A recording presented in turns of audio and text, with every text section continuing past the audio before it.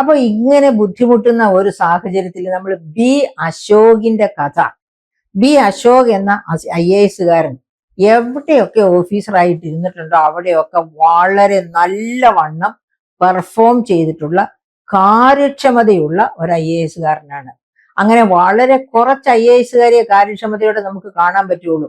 അങ്ങനെ കാര്യക്ഷമതയുള്ള ഒരു IAS എന്താ ഇപ്പൊ പറ്റിയിരിക്കുന്നത്? അദ്ദേഹം ഇപ്പോ IBRD, international bank for reconstruction and development, IBRD, അതായത് നമ്മൾ വേൾഡ് ബാങ്ക് എന്ന് പറയുന്ന ആ ബാങ്കിന്റെ ഒരു വായ്പ കേരളത്തിന്റെ കൃഷിയുടെ സമഗ്ര വികസനം, അതായത് ഈ കാലാവസ്ഥ വ്യതിയാനം ഒക്കെ കാരണം കേരളത്തിന്റെ കൃഷി വലിയ തരത്തിൽ അടിതെറ്റി നിൽക്കുകയാണ് ഇപ്പോൾ. ആ സമയത്താണെന്ന് ഓർക്കണം ഈ സംഭരണ വില കർഷകർക്ക് കിട്ടാത്തത്. അപ്പൊ അങ്ങനെ അടിതെറ്റിയ കൃഷിയെ രക്ഷപ്പെടുത്താൻ വേണ്ടി വേൾഡ് ബാങ്കിന്റെ ഒരു വായ്പ